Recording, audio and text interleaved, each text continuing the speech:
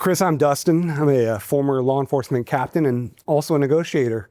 Seems like another life, but I had some time walking people up the behavioral change staircase and talking them off bridges and all that fun stuff.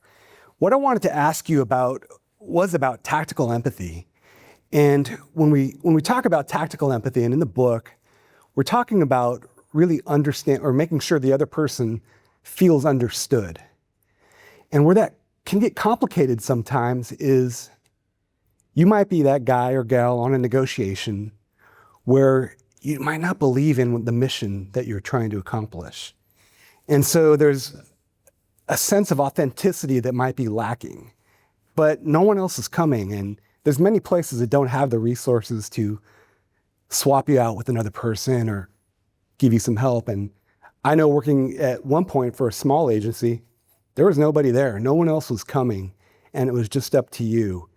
And so what advice would you give to those people that are stuck in a really difficult negotiation where they're having to demonstrate that authenticity to make that connection with someone, and they're just having a real hard time with it?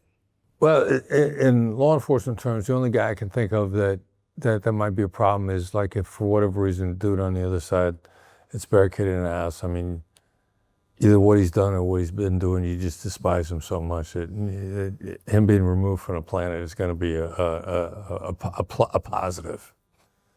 And there are some out there like that we encounter. I'm fortunate enough never had to face that myself. But despite that, like anybody on the other side, if you're doing your job, as soon as you become deeply curious about what's driving them, then that relieves you of all the rest of that negativity. Like it's impossible to be upset, to be truly deeply curious and angry in a negative frame of mind. Those things cannot exist simultaneously. That's the answer. So is it a simple thing? No. Do I despise this guy on the other side? There are going to be occasions when that, in fact, is the case. You know what, I really love to walk this guy to the window so the SWAT team can take him out. If you're human and you have core values, you know, that's going to be the case.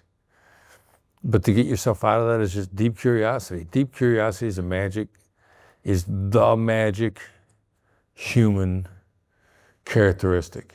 Not easy to master. Nassim Nicholas Taleb says it makes you anti-fragile, post-traumatic stress growth.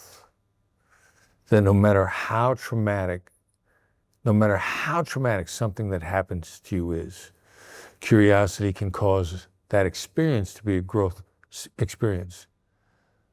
No matter how traumatic. Like, how can I say that with no reservation? Man's search for meaning, story of survival in the Nazi concentration camps. And he says that the people that survive the greatest psychologically just let go of the horror and just got curious as to what was going to happen next. And if it can salvage you psychologically from a Nazi concentration camp, it can salvage you from anything. Curiosity. How did you get here? How did you get here? How is this driving you? If you can master that, if it gets you out of a concentration camp, it'll get you out of anything. All right. Thank you, Chris.